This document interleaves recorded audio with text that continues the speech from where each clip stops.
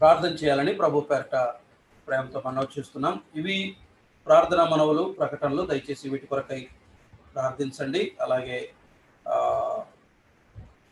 మీ వ్యక్తిగత కుటుంబ ప్రార్థనల్లో బలహీనులైన వీరందరినీ జ్ఞాపకం చేసుకొని తప్పనిసరిగా ప్రార్థన చేయాలని ప్రభు పేరట ప్రేమతో మనవి చేస్తాం.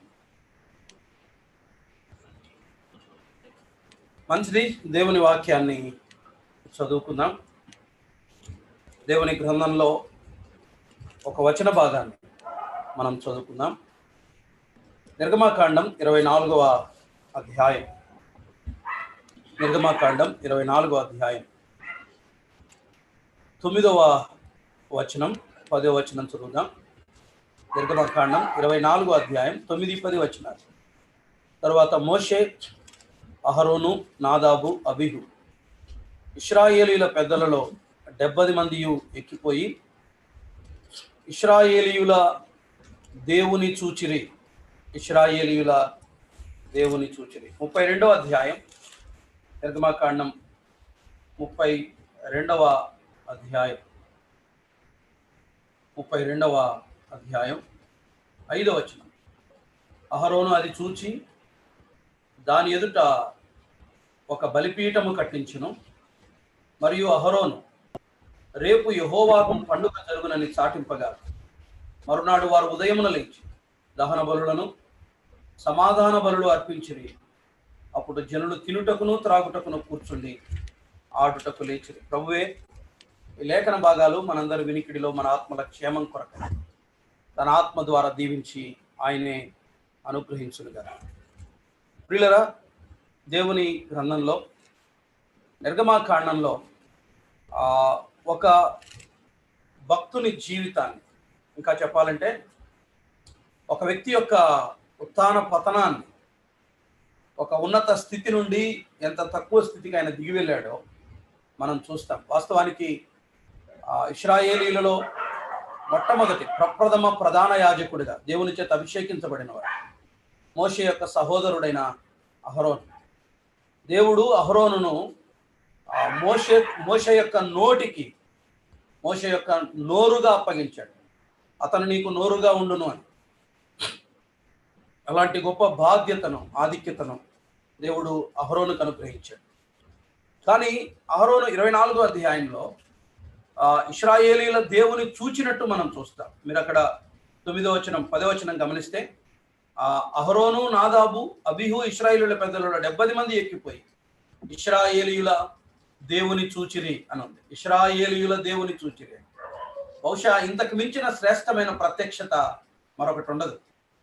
దాదాపు 70 మంది ఆ పర్వతం మీదకి ఎక్కిపోయి ఆ పర్వత శిఖరాగ్రములో ఇశ్రాయేలీయుల దేవుని చూచారు. దేవుని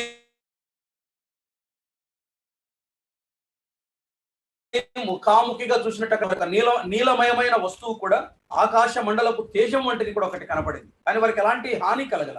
ప్రభువును చూచి వారు ఆనందించారు. అక్కడ వారు అన్నపానాలు పుచ్చుకున్నారు. విచారకరం ఏమంటే కరెక్ట్ 6 వారాల తర్వాత, అంటే 32వ అధ్యాయంలో ఇదే అహరోను ఒక దూడను చేసి, ఐగుప్తు యొక్క దూడను చేసి దానిని యెహోవా అని చెప్పి దానికి బలిపీఠము కట్టి అక్కడ వారు తిని త్రాగటాన్ని మనం చూస్తాం. ఒక 6 వారాల వ్యవధిలో ఇంత గొప్ప ప్రత్యక్షత కలిగినటువంటి ఒక వ్యక్తి నేడు అదే దేవుని స్వరూపాన్ని మార్చివేసి ఐగుప్తీయుల ఒక దూడను చేసి దానినే యెహోవాని సంబోధించి దాని ఎదుట ప్రజలందరూ తిని త్రాగటం, ఆడటానికి వారు మొదలుపెట్టారు. అంత ప్రత్యక్షత కలిగిన తర్వాత, అంత ఉన్నతమైన ప్రత్యక్షత కలిగిన తర్వాత దేవుని స్థానంలో మరొకరిని తీసుకొచ్చి పెట్టి దానిని దేవుడని ప్రకటించి దానిని ఆరాధించటం ఎంత విచారకరం. పిల్లల ఉదయకాలం ఆలోచన చేద్దాం. దైవ ప్రత్యక్షత మనకు చాలా సమృద్ధిగా కలుగుతూ ఉంది. ఆయన ఎవరో, ఆయన ఎట్టివాడో, ఆయన ఎలాంటి వాడో మనకు చాలా స్పష్టంగా అర్థమవుతుంది. ఆయన ఎవరో అర్థమైన తరువాత కూడా దేవుని స్థానాన్ని తీసి మరొకరికి అప్పగించటం, మరొక వస్తువుకు అప్పగించటం, ఒక సమస్యకు అప్పగించటం, లేకపోతే ఏదైనా ఒక పదవికి అప్పగించటం నేటి దినాల్లో మనం చూస్తాం. దేవుని ప్రత్యక్షతను చూసి కూడా దేవుడు ఎంతటి శక్తిమంతుడో చూసి, దేవుడు ఎంత మహిమ గలవాడో మనకు అర్థమై ఆయనను కనులారా చూచిన తరువాత కూడా మనం అత్యంత నీచ స్థితికి దిగి రావటం ఎంత విచారకరం. ఈ ఉదయకాలం వేళ ఆ సంగతులు మనం ఆలోచన చేద్దాం. ప్రియులరా, దేవుని వాక్యం మనల్ని హెచ్చరిస్తుండగా ఈ ఉదయకాలం సరి చేసుకుందాం, క్రమపరుచుకుందాం. రైట్. ఉదయకాలం మన ధ్యానం ఏంటంటే, దేవుని ప్రత్యక్షతను అంత అధికంగా అనుభవించినటువంటి అహరోను ఎందుకు అంత సులభంగా దేవుని స్థానంలో మరొకరిని తీసుకొచ్చి పెట్టుకున్నాడు? దానినే దేవుడని ఎందుకు ప్రకటించాడు? ఎప్పుడు మన జీవితాలలో దేవుని స్థానంలో ఏదైనా విగ్రహం, దేవుని స్థానంలో ప్రవేశించేది ఏదైనా విగ్రహం. అందుకనే విగ్రహంలో జోలికి పోవద్దు అంటాడు కొత్త నిబంధనలో పౌలు. విగ్రహారాధనకు దూరంగా ఉండమంటాడు. కొత్త నిబంధనలో విగ్రహారాధన అంటే దేవుని స్థానంలోనికి మనము దేనిని తెచ్చిపెట్టుకున్నా, ఎవరిని తెచ్చిపెట్టుకున్నా, ఏది తెచ్చిపెట్టుకున్నా అది విగ్రహం అవుతుంది. అది దేవుని స్థానాన్ని తీసుకుంటుంది. ఉదయకాలం వేళ మనం ఆలోచన చేద్దాం. ఎట్లా విగ్రహం అని మనం నిర్ధారించవచ్చు అని అంటే, నేను ఒక చోట చదివాను ఈ మధ్య కాలంలో. మనము దేనికైతే ఎక్కువ భయపడతాము, మనము దేనికైతే ఎక్కువ బాధపడతాము, మనము దేనిని గురించి అయితే ఎక్కువ ఆలోచన చేస్తాము, దేనినైతే కోల్పోతామని చింత చేస్తాము, అదే మన జీవితాలలో విగ్రహం అంటాడు ఒక ఆయన. ఒకవేళ ఉద్యోగం పోతుంది అన్న నిరాశ నిస్పృహ నీకు ఎక్కువ ఉండి దాని చేత నీ ఆనందాన్ని అంతా పోగొట్టుకున్నావు అనుకో, ఒకవేళ అదే నీ విగ్రహమై కూర్చుంటుంది అని అంటాడు. పిల్లల పట్ల అధిక ప్రేమ, ఆ అధిక ప్రేమతో 24 గంటలు కేవలం పిల్లలు అనే ఆలోచన చేస్తే మన ఆలోచనల నిండా, మన మనసుల నిండా కేవలం పిల్లలు నింపబడి ఉంటాయి, అదే విగ్రహమై కూర్చుంటది. దేవుని స్థానాన్ని మనం ఇచ్చినట్టు అని అంటాడు ఒక భక్తుడు. పిల్లరా, పౌలు ఫిలిప్పీలకు రాసిన పత్రికలో ఒక మాట అంటాడు కదా, మనకు తెలిసిన మాట, ప్రభువునందు ఆనందించండి అని. అంటే దాని అర్థం ఏంటంటే, పౌలు యొక్క ఆనందాన్ని చెరసాల కానీ, సంఖ్యలు కానీ, లేకపోతే ఆయన పైన శ్రమలను తోడు చేసిన వారు కానీ, పౌలును బంధించిన వారు కానీ, వీరెవరూ కూడా పౌలు ఆనందాన్ని తీసివేయలేకపోయారు. అంటే మన ఆనందాన్ని ఒక వ్యక్తి తీసివేయగలుగుతున్నాడు అంటే ఆ వ్యక్తి విగ్రహమై కూర్చున్నట్టే లెక్క. అది బాధ కానీ, కష్టం కానీ, కన్నీళ్లు కానీ, సమస్య కానీ, ఏదైనా కానీ. జ్ఞాపకం ఉంచుకుందాం, మన ఆనందానికి కేవలం ప్రభువే కారణం కావాలి. మన సంతోషానికి మూలం కేవలం ప్రభువే కావాలి. ఆయన ఉన్నాడు, నాకేం బాధ లేదు, ప్రభువు నందు ఆనందించుడి అని అన్నాడు. మనం దేని యందు ఆనందిస్తూ ఉన్నాం? ఉదయకాలం వేళ ఆలోచన చేద్దాం. డబ్బు కొంతమందికి ఆనందం, పదవి కొంతమందికి ఆనందం. అవి లేకపోతే వారి ఆనందం అంతా పోతా ఉంది. దాని అర్థం ఏంటి చెప్పండి? మన ఆనందం అందులో ఉంది అని, దేవునిలో కాదని అర్థం. అంటే అది విగ్రహమే కూర్చుందని అర్థం. ఎందుకు దైవ ప్రత్యక్షతను ఇంత స్పష్టంగా పొంది కూడా ఇశ్రాయేలీయులు లేకపోతే అహరోను దేవుని స్థానాన్ని మరొకరికి ఇచ్చాడు? ఎందుకు ఐగుప్తు దేవతను, ఐగుప్తు దూడను ఎందుకు పూజించడం మొదలుపెట్టారు ఆ దినాన? దానికి గల కారణాలు. ఎప్పుడు మన జీవితాలలోనికి విగ్రహాలు వచ్చి కూర్చుంటాయో మనం ఆ సంగతులు ఆలోచన చేద్దాం. దానికి ఒక పరిష్కారాన్ని చూసి మనం వర్తమానాన్ని ముగించుకుందాం. మొదటి కారణం చూడండి, 32వ అధ్యాయం 1వ వచనాన్ని చదువుతున్నాను. 32వ అధ్యాయం 1వ వచనం. మోషే కొండ దిగకుండా తడవు చేయుట ప్రజలు చూచినప్పుడు ప్రజలు అహరోను నొద్దకు కూడి వచ్చి, లెమ్ము, మా ముందర నడుచుటకు ఒక దేవతను మా కొరకు చేయుము. ఐగుప్తులో నుండి మమ్మను రప్పించిన మోషే అనువాడు ఏమాయనే మాకు తెలియదునని అతనితో చెప్పిరి. మోషే కొండ దిగకుండా తడవు చేయుట ప్రజలు చూచినప్పుడు అని ఉంటది. మోషే కొండ దిగకుండా తడవు చేయుట ప్రజలు చూచినప్పుడు. మోషే రావటం ఆలస్యం చేశారు. ఇలా చెప్తాను, దేవుని రాక లేకపోతే దేవుని నుండి సహాయం లేకపోతే దైవ ప్రత్యక్షత ఆలస్యమైంది. దేవునితో నేరుగా కాంటాక్ట్ అవ్వటం వీరికి ఆలస్యమైంది. గుర్తుపెట్టుకోండి, ఎప్పుడైతే దేవుడు ఆలస్యం చేస్తాడో ఏదైనా ఒక విషయం దగ్గర, ఏదైనా ఒక సమస్య దగ్గర, ఏదైనా ఒక కష్టం దగ్గర, ఎప్పుడైతే దేవుడు ఆలస్యం చేస్తాడో ఆ ఆలస్యము చేసినప్పుడు దేవుని స్థానంలో మరొకటి తెచ్చిపెట్టుకుంటాం మనం. కొన్నిసార్లు మన ప్రార్థనలకు జవాబు ఇవ్వటం దేవుడు ఆలస్యం చేస్తాడు. వెంటనే ఏం చేస్తాడు చెప్పండి? దేవునికి ఒక ప్రత్యామ్నాయాన్ని వెతుక్కుంటాం. ఆ ప్రత్యామ్నాయాన్ని వెతుక్కొని దేవుని స్థానాన్ని వారికి మనం ఇచ్చేస్తాం. ఒక డాక్టర్కి ఇవ్వచ్చు, ఒక మెడిసిన్కి ఇవ్వచ్చు, లేకపోతే దేనికైనా ఇవ్వచ్చు. దేవుడు మన ప్రార్థనను ఆలస్యం చేసినప్పుడు, దేవుడు తన సహాయాన్ని ఆలస్యం చేసినప్పుడు, మొదటిది ఎప్పుడు మన జీవితాలలో విగ్రహం వచ్చి కూర్చుంటది అంటే దేవుడు ఆలస్యం చేసినప్పుడు. Delay of God. దేవుడు ఆలస్యం చేసినప్పుడు. ఎందుకు వీరికి ఆలస్యం అనిపించింది? చూడండి, అక్కడే ఆ మాట చూద్దాం. మోషే కొండ దిగకుండా తడవు చేయుట ప్రజలు చూచినప్పుడు అని ఉంటది. వారి పర్సెప్షన్, వాళ్ళ దృక్పథం వేరుగా ఉంది. గుర్తుపెట్టుకోండి, వారు చూసే విధానం వేరుగా ఉంది. కొండ దిగటం, ఆలస్యం చేయటం వీరు చూశారు. వీరు చూచిన దాన్ని బట్టి అహరోను దగ్గరికి వెళ్ళి వీరు ఒక పిటిషన్ పెట్టినట్టు చూస్తాం, మాకు ఒక దేవతను తయారు చేయి మా ముందర నడవటానికి అని. వీళ్ళలా గుర్తుపెట్టుకోండి. తర్వాత అహరోను కూడా ఆ దూడను చూచి ఏమన్నాడో తెలుసా? మీ దేవుడైన యెహోవా ఇదే అని అన్నాడు. మీ దేవుడైన యెహోవా ఇదే అని అన్నాడు. కొన్నిసార్లు దేవునిని మనం చూచే విధానం సరికాని విధానంలో చూస్తాం. దేవుని యొక్క ఆలోచనలను సరికాని విధానంలో అర్థం చేసుకుంటాం. దేవుని యొక్క తలంపులను సరికాని విధానంలో అర్థం చేసుకుంటాం. దేవుడు ఎందుకు ఆలస్యం చేశాడు మనకు తెలియదు. దేవుడు ఎందుకు ఆలస్యం చేస్తున్నాడో మనకు అర్థం కాదు. దేవుడు ఎందుకు స్పందించడం లేటుగా చేస్తాడో మనకు అర్థం కాదు. కొన్నిసార్లు ఈ విషయాలు మనకు అర్థం కానప్పుడు దాన్ని మనం మరొక కోణంలో చూస్తాం. ఏమో జరిగింది, ఏమో అయ్యింది. ఒక మాట గుర్తుపెట్టుకోండి, మనము చూచిన, మనకు నచ్చిన ప్రతిదీ కరెక్ట్ కాదు. బాగా వింటున్నారా? మనకు నచ్చిన ప్రతిదీ కరెక్ట్ కాదు. మనకు నచ్చనంత మాత్రాన అది తప్పు కాదు. కొన్నిసార్లు మనకు నచ్చితే ఇంకా అది కరెక్ట్. ఇది వీరికి నచ్చింది, దూడం చేయటం కరెక్ట్ అనుకున్నారు, దాన్ని చూశారు, చేసేయడం మొదలుపెట్టారు. కొన్నిసార్లు మనకు నచ్చవు కొన్ని. ఎప్పుడైతే మనకు నచ్చవు దాన్ని మనం ఏమంటాం చెప్పండి, ఏదో ఒక రకంగా దాన్ని తప్పు అని నిర్ధారించడానికి, అందులో లోపాలు వెతకడానికి, దాని ఒక పాపంగా ఇతరులకు తెలియచేయడానికి మ్యాక్సిమం ప్రయత్నం చేస్తాం. ఎప్పుడైనా గుర్తుపెట్టుకోండి, మనకు నచ్చినంత మాత్రాన అది కరెక్ట్ అని కాదు, నచ్చనంత మాత్రాన అది తప్పని కూడా కాదు. కొన్నిసార్లు మనకు నచ్చనిది సరి అయింది ఉంటుంది, కొన్నిసార్లు మనకు నచ్చినది తప్పై ఉంటుంది. కొన్నిసార్లు నచ్చని దాన్ని తీసుకొని రాంగ్ పర్సెప్షన్ అన్ని మనం దేన్నైనా చూస్తే సరికాని విధానాల్లో చూస్తాం. మనుషులనట్లే చూస్తాం, సంబంధాలనట్లే చూస్తాం, వ్యక్తులనట్లే చూస్తాం, దేవునట్లే చూస్తాం, సమస్యలనట్లే చూస్తాం. అన్నింటినీ సరికాని విధానంలో చూస్తాం.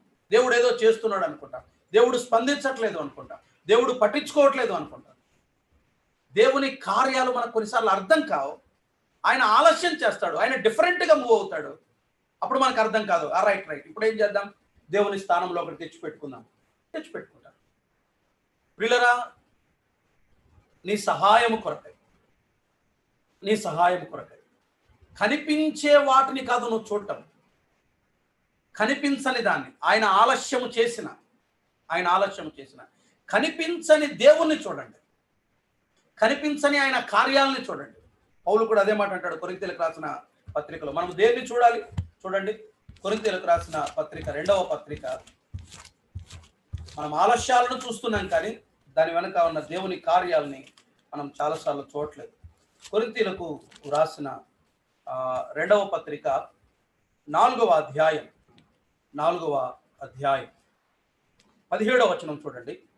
4వ అధ్యాయం 17వ వచనం. మేము దృశ్యమైన వాటిని చూడక అదృశ్యమైన వాటినే నిదానించి చూచుచున్నాము అని అన్నాడు. మేము దృశ్యమైనవి చూడట్లా, మాకు కనిపించే వాటిని చూసి మేము డెసిషన్స్ తీసుకోవట్లేదు. ఎప్పుడైనా కానీ మనము చూచింది కూడా తప్పు కావచ్చు, కొన్నిసార్లు మనం విన్నది కూడా తప్పు కావచ్చు. మనము చూచిన దాన్ని బట్టి నిర్ణయాలు తీసేసుకుంటాం. యేసుక్రీస్తు ప్రభుకు ఒక మంచి లక్షణం ఉంది, ఆయన వినిన దానిని బట్టి కానీ చూచిన దానిని బట్టి కానీ తీర్పు తీర్చేవాడు కాదు అని. ఎప్పుడైనా కానీ మనము విన్నది, మనము చూచింది రెండూ తప్పు కావచ్చు. అక్కడ ఏమో జరిగింటది, మనం ఇక్కడేమో ఊహించుకుంటాం. అక్కడ ఏమో వినింటాం, మనం ఇక్కడేమో జరిగిందని భావిస్తాం.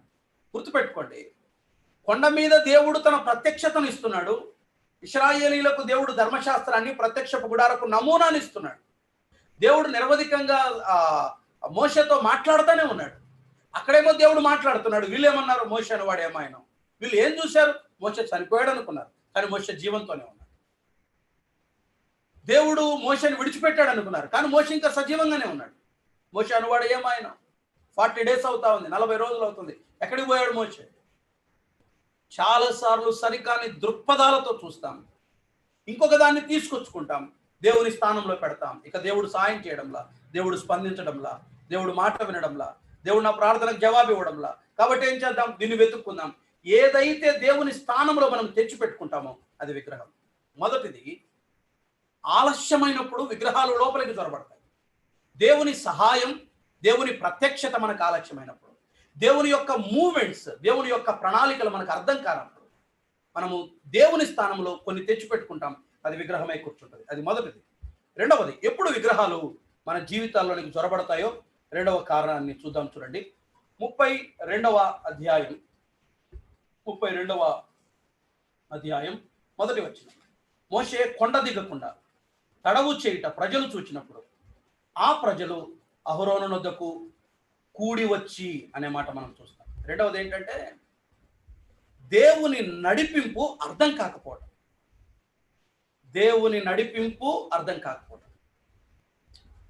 దేవుడు ఎలా నడిపిస్తున్నాడో వారికి అర్థం కాకపోవడం. ఏ దిశ గుండా, ఏ దారి గుండా నడిపిస్తున్నాడో అర్థం కాకపోవడం. ఇప్పుడు మమ్మల్ని నడిపించడానికి ఎవరు లేరు? మా ముందర నడుచుటకు ఒక దేవత లేదు, మా ముందర నడవడానికి ఒక దేవత లేదు. మా ముందర ఒకరు కావాలి, మమ్మల్ని నడిపించేవారు ఒకరు కావాలి. దేవుని నడిపింపు వారికి అర్థం కాల. దేవుడు వారిని ఎలా నడిపిస్తున్నాడో వారికి అర్థం కాల. ఎప్పుడైతే దేవుని నడిపింపు మనకు అర్థం కాదో అప్పుడు మనం విగ్రహాలను తెచ్చిపెట్టుకుంటాం. చూడండి, ఒక వచనాన్ని మనం జ్ఞాపకం చేసుకుందాం. ఆదికాండంలోనే 16వ అధ్యాయం, ఆదికాండం 16వ అధ్యాయం మొదటి వచనం.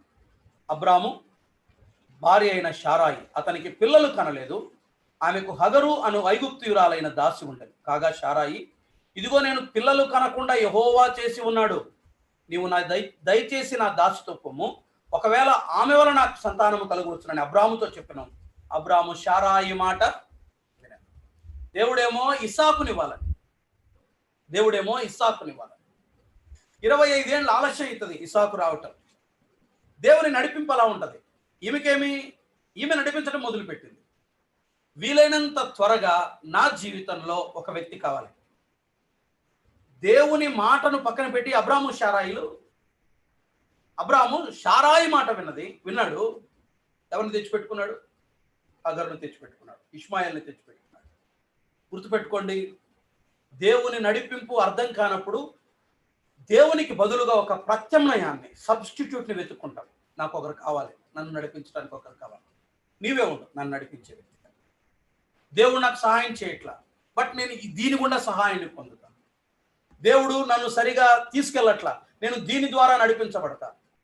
మనము ద్వారాలను నడిపించటానికి మార్గాలను దేవునికి బదులుగా మరొకటి మనం ఆలోచన చేస్తామే, అప్పుడు విగ్రహాలు అయి కూర్చుంటాయి. ఒకటి, దేవుడు ఆలస్యం చేసినప్పుడు, దేవుడు మనకు అర్థం కానప్పుడు, ఆయన స్పందన మనకు అర్థం కానప్పుడు. రెండవది, దేవుని నడిపింపు మనకు అర్థం కానప్పుడు విగ్రహాలు మన జీవితాల్లో జొరబడతాయి.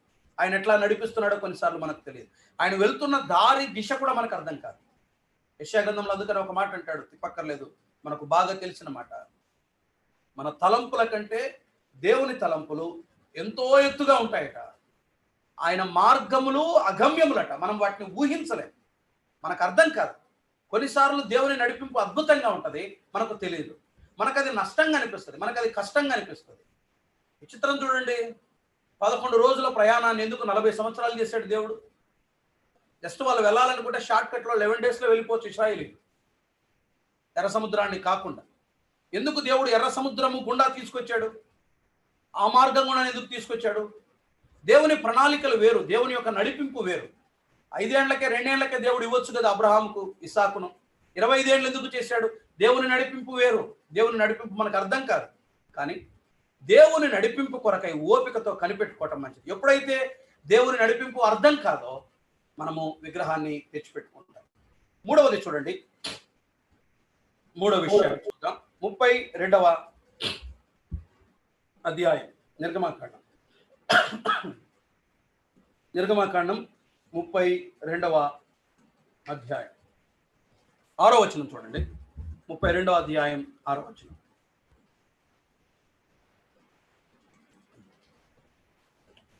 మరునాడు వారు ఉదయమున లేచి దహన బలులను సమాధాన బలులను అర్పించిరి. అప్పుడు జనులు తినుటకును త్రాగుటను కూర్చుండి ఆడుటకు లేచిరి అని మనం చూస్తాం. తినుటకును త్రాగుటకును కూర్చుండి ఆడుటకు లేచిరి అని మనం చూస్తాం. దేవుని యొక్క ఆజ్ఞలు వారికి కఠినంగా అనిపించాయి. దేవుని యొక్క ఆజ్ఞలు వారికి కఠినంగా అనిపించాయి. వాళ్ళు ఏం కోరుకున్నారు? వాళ్ళ అంతరంగం ఏం చెప్తుంది? తిని త్రాగటం ఆడటం. ఒక దూడ ముందు అది ఐగుప్తు కట్టడ. ఐగుప్తును దాటి వచ్చారు, ఎర్ర సముద్రాన్ని దాటి వచ్చారు, కానీ వారి మనస్సులలో ఐగుప్తు విధానాలు సులభంగా ఉన్నాయి. దేవుని ఆజ్ఞలు కష్టం అనిపించాయి, దేవుని విధానాలు కష్టం అనిపించాయి, దేవుని యొక్క మాటలు కష్టం అనిపించాయి. మోషే మాట్లాడేది, మోషే ద్వారా దేవుడు ఇశ్రాయేలీయులతో మాట్లాడుతున్న మాటల వరకు చాలా కఠినం అనిపించాయి, చాలా కష్టం అనిపించాయి. 20వ అధ్యాయంలో మనం ధర్మశాస్త్రాన్ని చూస్తాం. ఆయన ధర్మశాస్త్రాన్ని ఇశ్రాయేలీయులకు ఇచ్చాడు. ఆ ఆజ్ఞలు వారికి కఠినం అనిపించాయి. ఎప్పుడైతే దేవుని విధానాలు, దేవుని ఆజ్ఞలు మనకు కఠినం అనిపిస్తాయో, దేవుడు మన దగ్గర నుండి ఎక్కువ డిమాండ్ చేస్తున్నాడు అని అనిపిస్తుందో, అప్పుడు ఒక సులభమైన విధానాన్ని ఎన్నుకుంటాం. ఆ సులభమైన విధానమే విగ్రహమై కూర్చుంటాం. Easy way, easy methods. భక్తి చేయటానికి ఈజీ మెథడ్స్, దేవుని వెంబడించడానికి సులభమైన మార్గాలు. బాప్తిస్మే అక్కర్లేదు, రక్షించబడాల్సిన అవసరమే లేదు, మందిరానికి వస్తే చాలు, కానుకేస్తే చాలు, సంఘ సభ్యుడు అంటే ఈజీ మెథడ్. అది ఈజీ మెథడ్. దేవుని వెంబడించడం చాలా సులభమైన విధానం. ఎవరైనా అదే దారి ఉండే ప్రయాణం చేస్తారు.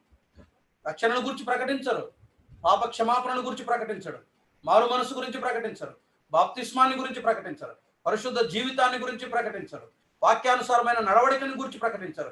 జస్ట్ మీరు మందిరానికి వచ్చి వెళ్తే చాలు, మీరు యేసు ప్రభువును నమ్మినట్టే అని ఒకవేళ ప్రకటించామనుకోండి, ఈజీ వే. అదే విగ్రహం. దేవుని ఆజ్ఞలు మనకి ఎప్పుడైతే కఠినం అనిపిస్తాయో, అప్పుడు మరొకరిని వెంబడించడం మొదలు పెడతాం, మరొక దానిని వెంబడించడం మొదలు పెడతాం. మరొకటి మన జీవితాల్లో సులభమైన విధానాలు ఉంటాయే, అవి తెచ్చిపెట్టుకుంటాం. యోహాను సువార్తలో అలాంటిది ఒక సన్నివేశం జరిగింది చూడండి. యోహాను సువార్త 6వ అధ్యాయం, యోహాను సువార్త 6వ అధ్యాయం 60వ వచనం చూడండి. యోహాను సువార్త 6వ అధ్యాయం 60వ వచనం. ఆయన శిష్యులలో అనేకులు ఈ మాట విని, ఇది కఠినమైన మాట, ఇది ఎవడు వినగలడని చెప్పుకొనది. ఇది కఠినమైన మాట, ఇది ఎవడు వినగలడని చెప్పుకొనది. అప్పటి నుండి ఏమైంది చూడండి, 66వ వచనం. అప్పటి నుండి ఆయన శిష్యులలో అనేకులు వెనుకకు తీసి మరి ఎన్నడూను ఆయనను వెంబడించలేదు. అప్పటి నుండి ఆయనను వేరయ్యి వారు వెళ్ళిపోయారు. ప్రత్యేకపరచుకోమని దేవుడు వారికి చెప్పడం వారికి కష్టం అనిపించింది. ఆజ్ఞలను పాటించటం, వాక్య పరిమితులకు, వాక్య పరిధికి లోబడటం వారికి కష్టం అనిపించి వారు మరొక దారిని వెతుక్కున్నారు. ఇది కఠినమైన మాట. ఎవడు పలుకుతాడు ఇట్లా? ఎవరు అనుసరిస్తారు ఇది? నాట నుండి వారు విడిచిపెట్టి, దేవుని విడిచిపెట్టి వేరైపోయారు. మరొక విగ్రహం ఏదో కూర్చుంది వారి జీవితాల్లో. 3 సంవత్సరాలు యేసు ప్రభువును వెంబడించిన యూదా మధ్యలోనే ధనాన్ని వెంబడించడం మొదలుపెట్టాడు. దేవుని విధానాలు కష్టం అనిపించాయి బహుశా యూదాకు. మధ్యలోనే వదిలిపెట్టాడు, ధనాన్ని తెచ్చిపెట్టుకున్నాడు, దాన్ని అనుసరించాడు, నాశనమైపోయాడు. పిల్లరా, ఆజ్ఞలు కఠినం అనిపించినప్పుడు మనము వెతుక్కునే సులభమైన విధానాలే విగ్రహాలై కూర్చుంటాయి. అవే విగ్రహాలై కూర్చుంటాయి. వీళ్ళు సులభమైన విధానాన్ని ఎన్నుకున్నారు. సింపుల్. ఒక దూడను చేయటం, దాని ముందు తిని త్రాగటం, ఆడటం. ఇంతకు మించిన భక్తి ఏమి? దాన్ని భక్తి అనుకున్నారు వాళ్ళు. తిని త్రాగి ఆడటాన్ని భక్తి అని ఐగుప్తు బోధించింది. ఆ ఐగుప్తు బోధ వీరికి సులభం అనిపించింది. అందుకని సారికి వారు ఏమన్నారు తెలుసా? మాకు ఐగుప్తులో సమాధులు లేవా? మేము బయటికి రాకపోయింటేనే బాగుండేది, మేము ఐగుప్తులోనే ఉండింటేనే బాగుండేది. సారికి ఒక మాట ఎందుకన్నారో తెలుసా? దేవుని మార్గం, దేవుని ఆజ్ఞ, దేవుని యొక్క విధానాలు, దేవుని యొక్క కట్టడలు వారికి కష్టం అనిపించాయి. సోదరుడా, నీకు ఎప్పుడైతే భక్తి, దేవుని విధానం, దేవుని ఆజ్ఞలు కష్టం అనిపిస్తాయో, సుఖాన్ని వెతుక్కుంటావు చూడు, అదే విగ్రహం. సౌఖ్యాన్ని, సౌలభ్యాన్ని, నీకు అనుకూలమైన దానిని, ఒకదాన్ని నువ్వు తయారు చేసుకుంటావు చూడు, అదే విగ్రహం. విగ్రహాలు ఎప్పుడు జ్వరబడతాయో జీవితాల్లో చూస్తున్నాం. దేవుడు ఆలస్యం చేసినప్పుడు, దేవుడు మనకు అర్థం కాడు, దేవుని మూమెంట్స్ అర్థం కావు. నేను మళ్ళీ చెప్తున్నాను, చాలాసార్లు మన చూపులు, మన దృక్పథాలు చాలా తప్పుగా ఉన్నాయి. అన్ని మిస్అండర్స్టాండింగ్సే. మీకు మనకొకటి తెలుసా? అసలు మనిషి దేనిని కూడా సరి అయిన దృష్టితో చూడలేడు. అసలు అంత మంచి మనసు మనిషికి లేదు. ప్రతి దానిలో చెడును, ఒక చెడ్డతనాన్ని వెతికే ఒక చెడ్డ మనస్తత్వం మనిషిది. దేవుడు జోక్యం చేసుకుంటే తప్ప మానవుడు వినే ప్రతి దానిలో, చూసే ప్రతి దానిలో ఏదో ఒక కీడు, ఏదో ఒక చెడు వెతికి దాన్ని ఫోకస్ చేయడానికి మానవుడు ప్రయత్నం చేస్తాడు. వీళ్ళు చేసింది అదే. దేవుడు ఆలస్యం చేశాడు, సరికాని దృష్టితో దేవుణ్ణి చూశారు, ఫలితంగా విగ్రహం వచ్చి కూర్చుంది. రెండవది, దేవుని మార్గం వీరికి అర్థం కాల, దేవుని నడిపింపు వీరికి అర్థం కాల. ఏంది దేవుడు ఇట్లా చేస్తున్నాడు, ఎందుకు ఆలస్యం చేస్తున్నాడు? ఇప్పటికి మనం వెళ్ళిండాల్సింది కదా, ఇప్పటికి మనం కొంత దూరం నడిచిండాల్సింది కదా, కొన్ని మైళ్ళు ప్రయాణం చేసి ఉండేవాళ్ళం కదా, ఎందుకు ఇంత ఆలస్యం చేస్తున్నాడు, ఎందుకు ఆగిపోయాడు దేవుడు, దేవుడు ఎందుకు నడిపించట్లేదు? కాబట్టి ఏం చేద్దాం, మనల్ని ఇంకొకరు ఎవరైనా నడిపిస్తారు, దాన్ని మనం తయారు చేసుకుందాం, దాని వెంబడి మనం వెళ్ళిపోదాం, మనం నడుస్తూ ఉండాలి, వెళ్ళిపోతా ఉండాలని. దేవుడు ఆపితే వారు ఆగల, సొంతంగా ప్రయాణం చేయడానికి సిద్ధపడ్డారు ఒక దూడను చేసుకొని. అప్పుడే విగ్రహం వచ్చి కూర్చుంటది, దేవుని నడిపింపు అర్థం కానప్పుడు. మూడవది, దేవుని ఆజ్ఞలు కష్టం అనిపించినప్పుడు, దేవుని ఆజ్ఞలు కష్టం అనిపించినప్పుడు ఒక సులభమైన విధానాలు, చాలా తేలికైన విధానాలు, దేవుని కంటే భిన్నంగా మరొక దానిలో సుఖాన్ని, సంతోషాన్ని వెతుకొని ఇదే సుఖంగా ఉందని ఎప్పుడైతే దాన్ని వెంబడిస్తామో అదే విగ్రహమై కూర్చుంటుంది. ఉదయకాలం ఆలోచించేద్దాం, ఎన్ని కూర్చున్నాయి ఈ లెక్కన మనకి మన హృదయాలలో. ఇప్పుడు ఏవేవి విగ్రహాలై కూర్చున్నాయి చెప్పండి? నాకు తెలుసు, నేను అనకూడదు కూడా అంటున్నాను. కొంతమందికి భార్య విగ్రహం, ఆమె సంతోషం, ఆమె ఆనందం, ఆమె సమస్తం. కొంతమందికి భర్త విగ్రహం, బాధ అంతా ఆయనలోనే, సంతోషం అంతా ఆయనలో. ఆయన అలిగితే బాధ, ఆయన నవ్వితే సంతోషం, ఆయన తిడితే కృంగుదల. దేవుడు కాదు, అది విగ్రహం అనే అర్థం. ఏదైతే నేను ఎక్కువగా డిస్టర్బ్ చేస్తుందో అదే విగ్రహం, నేను ఎక్కువగా ఇబ్బంది పెడతాదో అదే విగ్రహం.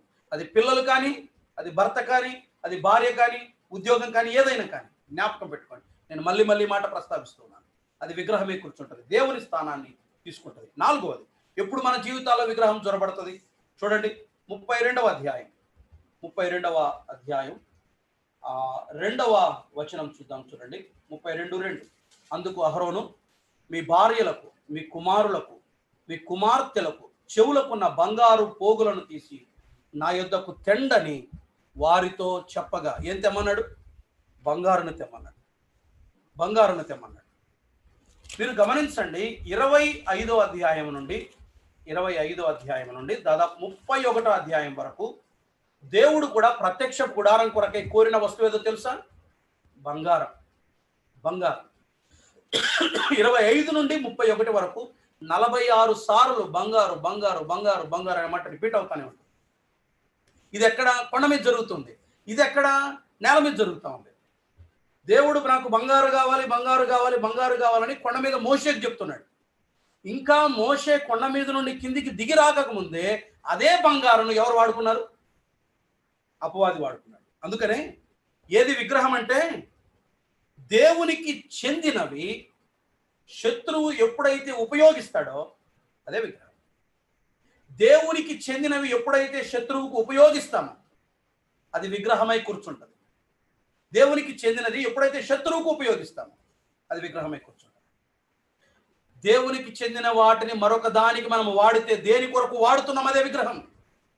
అది దేవునిది, కానీ మనం మరొక దానికి వాడుతున్నాం. దాని అర్థం ఏంటి చెప్పండి? దాన్ని మనం విగ్రహం చేసామని అర్థం. దేవునికి సంబంధించిన వాటిని మరి దేనికి వాడినా అది విగ్రహమై కూర్చున్నాడు. వీళ్ళు దేవునివి బంగారు. దేవుడు ఏమన్నాడు? నాకు బంగారు కావాలి, నాకు బంగారు కావాలి. ప్రత్యక్షపు గుడారము కొరకై, మందసము కొరకై బంగారు, దీప వృక్షము కొరకై బంగారు, సన్నిధి రొట్టెల బల్ల కొరకై బంగారు, మందసములో ఉన్నటువంటి ప్రతి దాని కొరకై, మన్నాగల బంగారు పాత్ర, మొత్తం అలంకరణ, మొత్తం ఆయన బంగారును కోరుకున్నాడు, బంగారు తాపడాన్ని కోరుకున్నాడు. దేవుడు దేన్నైతే కోరుకున్నాడో శత్రువు దానిని పాడు చేస్తాడు.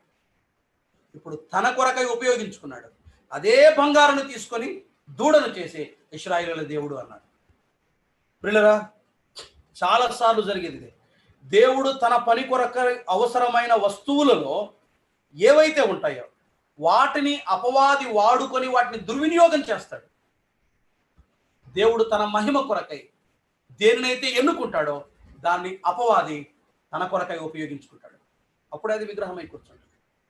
గుర్తుపెట్టుకోండి, దేవునికి చెందాల్సినవి, దేవునికి ఇవ్వాల్సినవి, దేవుడు మాత్రమే ఉపయోగించాల్సినవి మనం ఎవరి కొరకు ఉపయోగిస్తున్నాం? ఉదాహరణకు అర్థం కావటానికి నేను ఇలా చెప్తున్నాను, అర్థం కావటానికి చెప్తున్నాను. దేవుడు వరాన్ని ఇచ్చాడు, పాడే వరం కానీ ప్రకటించే వరం కానీ. పాడే వరాన్ని, ప్రకటించే వరాన్ని నేను దేనికి ఉపయోగిస్తున్నాను? అతిశయించడానికి ఉపయోగిస్తున్నాను. నా గొప్పతనాన్ని ప్రదర్శించడానికి, నా పాడే వరాన్ని ఉపయోగిస్తున్నాను. అప్పుడు అది ఎవరి చేతిలో ఉపయోగించబడుతున్నట్లు? అపవాది చేతిలోనే. దేవుని మహిమ కొరకు పాడట్లా ఆయన. ఎవరి కోసం పాడుతున్నాడు? తన మహిమ కోసం పాడుతా ఉన్నాడు. అది అపవాది ఉపయోగించినట్లే కదా. అతిశయం వాడి లక్షణమే కదా. దేవుడు నీకు వాక్యం చెప్పే వరాన్ని ఇచ్చాడు. వాక్యం చెప్పే వరాన్ని డబ్బు సంపాదించడానికి ఉపయోగిస్తున్నావు, దేవుని మహిమ కొరకు కాకుండా.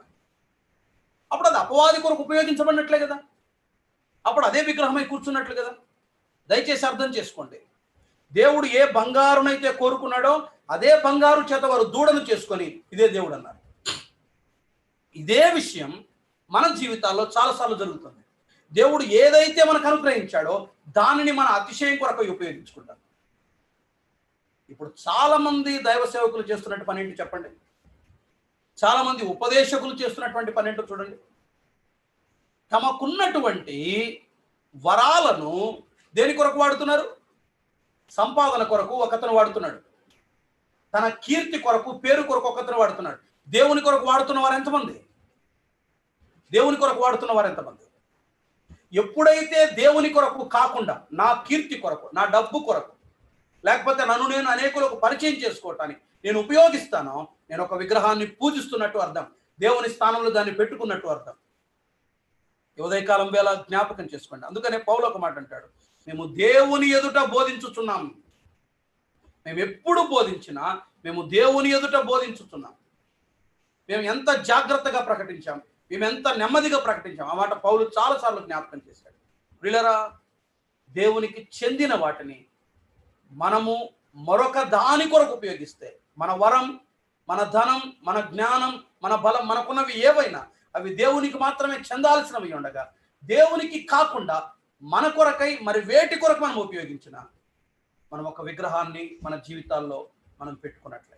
ప్రియులారా, ఈ ఉదయకాలం ఆలోచన చేద్దాం. ఎప్పుడు విగ్రహాలు విశ్వాసుల జీవితాల్లోనికి చొరపడతాయి, ఎప్పుడు విగ్రహాలు మన జీవితాల్ని ఆక్రమిస్తాయో మనం ఆలోచన చేస్తున్నాం. చాలా మంది జీవితాలలో ఆల్రెడీ విగ్రహాలు వచ్చి కూర్చున్నాయి. ఆయన ఆలస్యం చేశాడని, ఆయనను సరిగా అర్థం చేసుకోలేక, సరికాని దృక్పథముతో చూసి విగ్రహాన్ని తెచ్చిపెట్టుకున్నాను. దేవుని నడిపింపు అర్థం కాక ఈ పాటికి వెళ్ళిపోయిండే వాళ్ళం, రామనల్ని నడిపించడానికి ఒకటి కావాలని. దేవుని మార్గాలు అర్థం కాక కొన్నిసార్లు మరొక దాని చేత నడిపించబడుతున్నాం. విగ్రహం వచ్చి కూర్చుంది.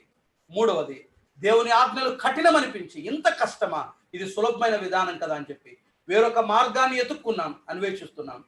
దాని ద్వారా విగ్రహాలు మన జీవితాల్లో వచ్చి కూర్చున్నాయి. నాలుగవది, దేవునికి చెందిన వస్తువులను, దేవుడు కోరుకున్న వాటిని, దేవుడు మనకిచ్చిన వాటిని మనము మరొక దాని కొరకు ఉపయోగిస్తున్నాం, మరొక దాని కొరకు వాడుతున్నాం. అప్పుడే మన జీవితాల్లో విగ్రహాలు వచ్చి కూర్చున్నాయి. ఉదయకాలం వేళ ఆలోచన చేద్దామా? విగ్రహాలు మన జీవితాల్లో కూడా ప్రవేశించాయి, చొరబడ్డాయి. కొత్త నిబంధనలో మాటికనేమాట, విగ్రహంలో జోలికి వెళ్ళకుడి. నా చిన్న పిల్లలారా, విగ్రహంలో జోలికి వెళ్ళకుడి. యోహానా మాట చెప్పాడు, పౌలు కూడా మాట చెప్పాడు, విగ్రహారాధనకు దూరంగా ఉండండి అని అన్నాడు. విగ్రహారాధనకు దూరంగా, విగ్రహాలంటే మనం విగ్రహాలను తెచ్చిపెట్టుకోవట్లా.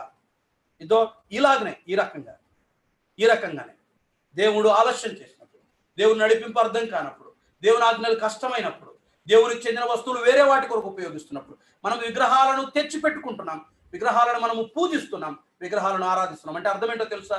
ఏనాడో నీవు దేవుని వెంబడించటం మానేశావు, ఏనాడో నీవు దేవుని సేవించటం మానేశావు అని అర్థం. ఇలా ఈ ఉదయకాలం అర్థం చేసుకోదగ్గ, నువ్వు దేవుణ్ణి ఎన్నడో విడిచిపెట్టావని అర్థం. నువ్వు దేవుణ్ణి వెంబడించడం ఎప్పుడో మానుకున్నావని అర్థం. నువ్వు మరొక దాని వెంట నువ్వు వెంబడిస్తున్నావు, దాని వెంట నువ్వు పరిగెడుతున్నావు అని అర్థం. ఆలోచన చేస్తారా ఈ ఉదయకాలం? ఎవరు నీ విగ్రహం? పిల్లల, భార్య, నీ వరమా, నీ సేవనా, నీ పరిచర్యనా, నీ ఉద్యోగమా? ఏది నీ జీవితాల్లో విగ్రహం? ఒకసారి ఈ ఉదయకాలం వేళ ఆలోచన చేయండి. విగ్రహంలో జోలికి వెళ్లకుండా ఉందా? మరి పరిష్కారం ఏంటి? దీనికి పరిష్కారం ఏంటి? వారు ఎప్పుడైతే విగ్రహాలను పూజించడం మొదలు పెట్టారో, మోషే దిగి వచ్చిన తర్వాత ఏం చేయమన్నాడు చూడండి. అదొక్క మాట చదువుకొని మనం ముగించుకుందాం. 32వ అధ్యాయం ఒక వచనాన్ని చదువుకుందాం. 32వ అధ్యాయం 20వ వచనం. మరియు అతడు వారు చేసిన ఆ దూడను తీసుకుని అగ్ని చేత కాల్చి పొడి చేసి నీళ్ళ మీద చల్లి ఇశ్రాయేలీయుల చేత దానిని త్రాగించెను అను.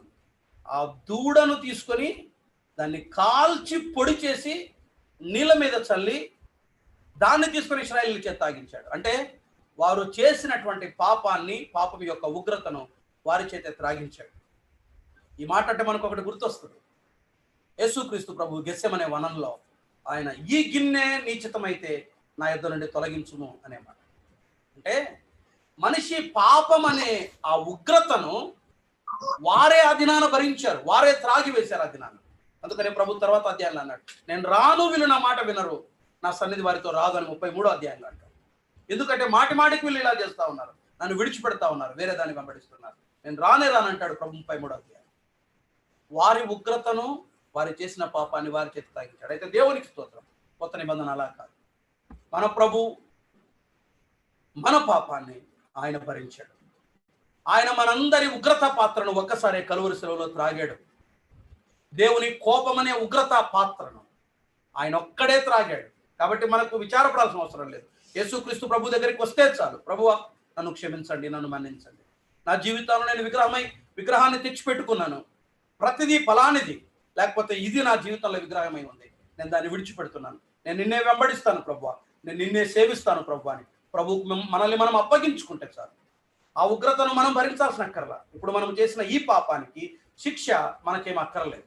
ఆయన ఆల్రెడీ ఆ ఉగ్రతను, దేవుని యొక్క ఉగ్రత పాత్రను ఆయన త్రాగాడు.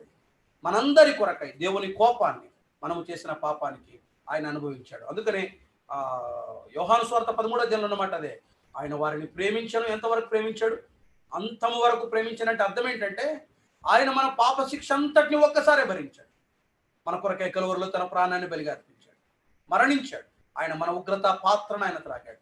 యేసుక్రీస్తు రక్తాన్ని ఆశ్రయిస్తే చాలు, ప్రభువా నన్ను క్షమించండి, విశ్వాసులమైన మేము మా జీవితాల్లో మిమ్మును విడిచిపెట్టి విగ్రహాలను తెచ్చిపెట్టుకున్నాం, మమ్మల్ని క్షమించండి, మీ రక్తము చేత కడగమని మరొకసారి ఆయన అడుగుదాం. ఆయనను మాత్రమే వెంబడించడం మొదలు పెడదాం. దేవుడు ఆలస్యం చేస్తున్నాడు పిల్లరా. సహవాసంగా కూడుకోవటం కష్టమైపోయింది, వాక్యం నేరుగా వినడం కూడా చాలా కష్టమైపోయింది. దేవుడు ఆలస్యం చేస్తున్నాడని విగ్రహాల వెంట పరుగులు తీద్దామా? విగ్రహాలను తెచ్చిపెట్టుకుందామా? జ్ఞాపకం చేసుకుందాం. ఈ రాత్రి 4 విషయాలు విన్నాం, ఈ ఉదయకాలం 4 విషయాలు విన్నాం.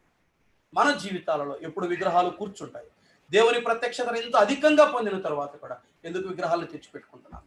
దేవుడు ఆలస్యం చేశాడు. దయచేసి దేవుడు చూసినట్టు చూడండి, దేన్నైనా దేవుని కార్యాలను దేవుడు చూసినట్టు చూడండి. నేను మళ్ళీ చెప్తున్నాను, మనకు నచ్చినంత మాత్రాన అది దేవుని చిత్తమని కాదు, మనకు నచ్చనంత మాత్రాన అది పాపమని కాదు. దేవుడు చూసినట్టు చూడండి. మనిషి సహజంగా ప్రతిదాన్ని చెడ్డగా చూసే తత్వం కలిగిన వాడు, చెడ్డగా ఆలోచించే వ్యక్తిత్వం కలిగిన వాడు. దయచేసి దేవుని కార్యాలే కాదు, మనుషుల్ని కూడా దయచేసి అలా చూడకండి, అలా ఆలోచన చేయకండి. దేవుడు ఆలస్యం చేసినప్పుడు, రెండవది దేవుని మార్గం అర్థం కానప్పుడు, ఎందుకు ఇట్లా నడిపిస్తున్నాడు దేవుడు, ఎందుకు ఆలస్యం చేస్తున్నాడు దేవుడు అని మనకు అర్థం కానప్పుడు, దేవుడు మనకు అర్థం కానప్పుడు, మూడవది దేవుని ఆజ్ఞలు కఠినం అనిపించినప్పుడు, దేవా ఇంత కష్టం నేను వెంబడించడం అనిపించినప్పుడు సులభమైన మార్గాలు వెతుక్కోవడానికి విగ్రహాలను తెచ్చుకుంటున్నాం. నాలుగవది దేవునికి చెందినవి, దేవునికి మాత్రమే చెందాల్సిన వాటిని మన కొరకై, మరొక వేటి కొరకై మనం ఉపయోగించినప్పుడు విగ్రహాలు మన జీవితాల్లో వచ్చి కూర్చుంటాయి. అవే విగ్రహాలని జ్ఞాపకం చేసుకోండి. దీన్ని తీసివేయటానికి ఆ రోజు మోషే వాటిని పొడి చేసి నీళ్ళ మీద చల్లి ఆ బంగారును వారి చేత త్రాగించాడు. అయితే అక్కర్లేదు, కానీ యేసుక్రీస్తు ప్రభు మనందరి కొరకై ఆ కలువరి శిలువలో తన ప్రాణాన్ని బలిగా అర్పించాడు. ఆయన మన ఉగ్రతా పాత్రను తాగాడు. ఆయన మరొకసారి ఆశ్రయిద్దాం, ప్రభువా నన్ను క్షమించమని అడుగుదాం. ఆయన తప్పకుండా క్షమిస్తాడు, అంగీకరిస్తాడు. ఇక నుంచి ఆయనను మనము నమ్మకంగా వెంబడిద్దాం. అలా చేయటానికి ప్రభు తన కృప మనందరికీ సమృద్ధిగా అనుగ్రహించునుగాక.